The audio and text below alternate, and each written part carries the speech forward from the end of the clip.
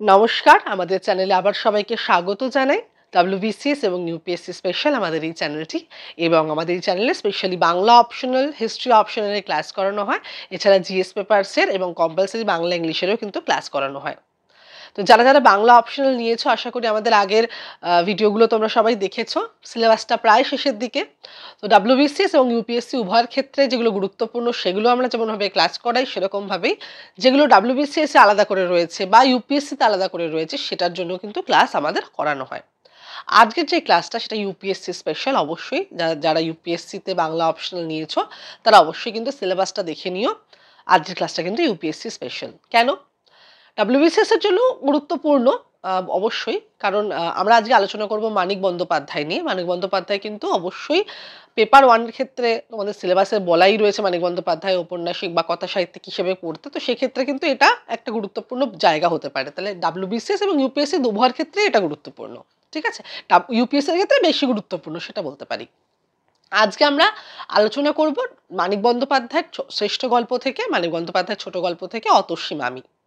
আশা করি অতসী মামি গল্পটা তোমরা সবাই পড়েছ। আজকে আমরা গল্পের সারমর্ম, গল্পের নামকরণ এবং এখান থেকে কি ধরনের প্রশ্ন আসতে পারে এবং তোমাদের কিছু মতামত আমরা জানবো। ঠিক আছে? প্রথমেই যেটা বলার দরকার, মানিক বন্দ্যোপাধ্যায় সম্পর্কে আলাদা করে আর কিছু বলবার প্রয়োজনীয়তা আছে বলে মনে করি না। কারণ মানিক বন্দ্যোপাধ্যায় সম্পর্কে আমরা একটা ডেডিকেটেড ক্লাস করিয়েছি। সেখানে বাংলা সাহিত্যের ইতিহাসে কথা সাহিত্যিক হিসেবে মানিক বন্দ্যোপাধ্যায়, ঔপন্যাসিক হিসেবে এবং ছোট গল্পকার হিসেবে আলাদা আলাদাভাবে ক্লাস করানো আছে। যারা ভিডিওটা দেখোনি তারা কিন্তু অবশ্যই দেখে নিও। ঠিক আছে? আজকে আমরা আলোচনা করব মানিক বন্দ্যোপাধ্যায়ের গল্প, প্রথম মুদ্রিত গল্প অতসী মামি নিয়ে। 1928 সালে বিচিত্রা পত্রিকার পৌষ সংখ্যায় এটি প্রকাশিত হয়। তখন মানিক বন্দ্যোপাধ্যায়ের বয়স মাত্র 20 বছর। একজন 20 বছরের যুবকের ভাবনা, জীবন দর্শন এতটা যে গ্রথিত হতে পারে, এতটা গভীর হতে পারে, সেটা অনেকেই ভাবতে পারেন না। বাংলা সাহিত্যে মানিক বন্দ্যোপাধ্যায়ের পদার্পণ একেবারে চ্যালেঞ্জ নিয়ে, বন্ধুদের সাথে এক প্রকার চ্যালেঞ্জ নিয়ে কিন্তু এই অতসী মামি গল্পের অবতারণা এবং মুদ্রণ। অতসী মামি মানিক বন্দ্যোপাধ্যায়ের প্রথম ছোট গল্প, কিন্তু এটা আমরা যখন পাঠ করি তখন আমরা বুঝতে পারি যে এই যে সম্ভাবনাময় লেখক, পরবর্তীকালে তিনিই কিন্তু পদ্মা নদীর মাঝি, পুতুল নাচের রীতিকথা বা সরীসৃপ, প্রাগৈতিহাসিকের মতো গল্প, উপন্যাস আমাদের কিন্তু উপহার দিতে চলেছেন। এই সম্ভাবনাময় লেখক এত সুন্দরভাবে, এত সরলভাবে, চাকচিক্যহীনভাবে একটা দারুণ জীবন দর্শন, মহীয়ান দাম্পত্য প্রেম, ত্যাগ এবং সবকিছুর ওপরে একটা যে রক্তের সম্পর্কের বাইরের যে সম্পর্ক তার কথা বলে দিলেন এত সুন্দর সরলভাবে। গল্পটা কি নিয়ে? গল্পটাতে 3 জন চরিত্র রয়েছে। হ্যাঁ, 1 নম্বর হচ্ছে সুরেশ, যে কথক। তারপর রয়েছে যতীন মামা, যে খুব সুন্দর বাঁশি বাজায়, এবং তার স্ত্রী অতসী মামি। এই যতীন মামার খবর সুরেশ পায় তার নিজের মামার কাছ থেকে, অর্থাৎ যতীন মামা তার সুরেশের নিজের মামা নয়, মামার বন্ধু। এবং সুরেশ তার নিজের মামার কাছে এই যতীন মামার বাঁশির প্রশংসা শুনে তার কাছে গিয়ে পৌঁছায় এবং তার বাঁশি শুনতে গিয়ে জানতে পারে, দেখা হয় অতসী মামির সাথে, তার স্ত্রী, এবং জানতে পারে যে সে বাঁশি বাজাতে বাজাতে তার রক্তবমি হয়।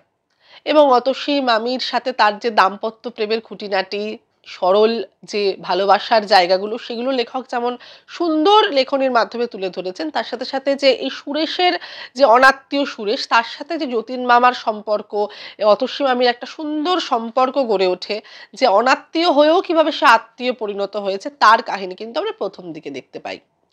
কিন্তু মানিক বন্দ্যোপাধ্যায়ের অন্যান্য গল্পের মধ্যেও আমরা কিন্তু এই গল্পেও দেখি নিয়তির এক গ্রাস বা থাবা।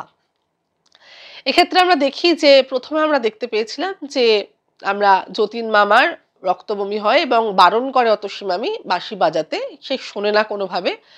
আমরা জানতে পারি এও যে অতসী মামির সাথে বিয়ের আগে, তার সাথে সংসার বাঁধার আগে যতীন মামা খুব মদ্যপান করত, এবং অতসী মামির জন্যই, তার স্ত্রীর জন্যই কিন্তু সে মদ্যপান ত্যাগ করে।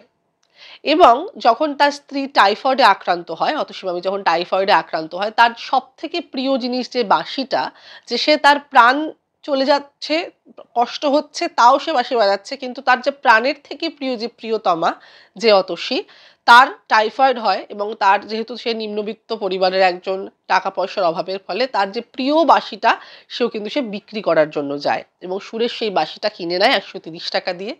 সুরেশের কাছে সেই বাঁশিটা রয়ে যায় স্মৃতি হিসেবে। কিন্তু স্মৃতির মণিকোঠায় তা থাকলেও বছর 7 পরে তার যে ধূসর স্মৃতিতে কোথায় তলিয়ে যায় যতীন মামা, কোথায় তলিয়ে যায় অতসী মামি। কিন্তু সেই তলানি থেকে বার হয়ে আসে আবার বলা যেতে পারে এক ট্রেনের সফর।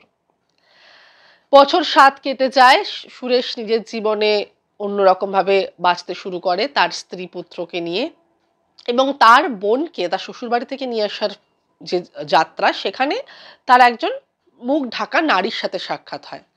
সেই সুরেশ কখনো ভাবতেই পারে না যে সেই নারী, সেই বৈধব্য যন্ত্রণায় আক্রান্ত নারী, বিধবা নারী কখনো অতসী মামি হতে পারে। এবং যখন সে দেখতে পায়, তার যে বিস্ময়ের যে রেশ কাটতে না কাটতে সে এক ধাক্কা পায় যে 4 বছর আগে যতীন মামা ঢাকা মেল কালিশনে তার মৃত্যু ঘটেছে এবং অতসী মামি যাচ্ছে সেইখানেই যেখানে যতীন মামার শেষ নিঃশ্বাস ত্যাগ হয়েছিল। এই যে এই অসামান্য দাম্পত্য প্রেম, এই যে ত্যাগ, বা বলা যেতে পারে যে দাম্পত্যের অসামান্যতা, ভালোবাসার শিখরে পৌঁছে যাওয়া এবং সবকিছুর মধ্যে ত্যাগের মধ্যে থেকেও কিভাবে তার প্রিয়তমকে খুঁজে বার করার জায়গা। কারণ প্রত্যেকটা সংলাপে, মানিক বন্দ্যোপাধ্যায়ের সংলাপে যে কৃতিত্ব রয়েছে সেটা কিন্তু অন্য অন্য লেখকের মধ্যে আমরা দেখতে পাই না। যখন সুরেশ তাকে জিজ্ঞাসা করছে যে এত রাত্রে তুমি কি করে যাচ্ছ, আমি তোমার সাথে যাব, তখন অতসী মামি বলছে না, আমি এইখানে তোমাকে নিয়ে যেতে পারবো না, এখানে আমার প্রিয়তমের শেষ নিঃশ্বাস ত্যাগ করেছে, সেটা আমার কাছে তীর্থ এবং সেটা আমি সেই ক্ষেত্রে আমি সঙ্গী নিয়ে যেতে পারবো না।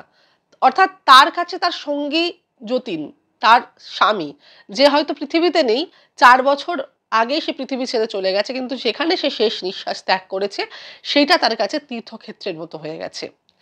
এই যে জীবনের গভীর দর্শন, এই যে ত্যাগ বা প্রিয় মানুষের বিচ্ছেদ, সবটা মিলেমিশে কিন্তু অতসী মামির গল্প।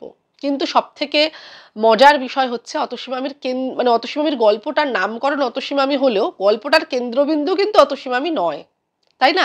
এই গল্পের ধারক কিন্তু অতসী মামি, ধারণ করে রয়েছে, কিন্তু গল্পের কেন্দ্রবিন্দু কোথাও না কোথাও আমরা দেখি কখনো কথক, কখনো যতীন মামা হয়ে ওঠে, কখনো বা মনে হয় যে বাঁশিটাই যেন গল্পের ধারক, বাঁশিটা নিয়েই যেন গল্প এগোচ্ছে, তাই না? কিন্তু আমরা যদি দেখি নামকরণের ক্ষেত্রে, অবশ্যই নামকরণটা তো সার্থক অতসী মামি, কিন্তু এই নামকরণের জায়গায় অন্য নামকরণও হয়তো হতে পারতো। তোমাদের কি মনে হয় আমাকে কমেন্ট বক্সে জানাও। আমার মতে তো এই গল্পের নামকরণ বাঁশি হলে খুব সুন্দর হতো, আর হতেই পারতো বাঁশি, তাই না? তো তোমরা অবশ্যই আমাকে কমেন্টে জানাও যে অতসী মামি না হলে গল্পের নামকরণ কি হতে পারতো তোমাদের মতে। ভিডিওটা কেমন লাগলো জানাতে ভুলো না। দেখা হচ্ছে পরের ভিডিওতে। নমস্কার।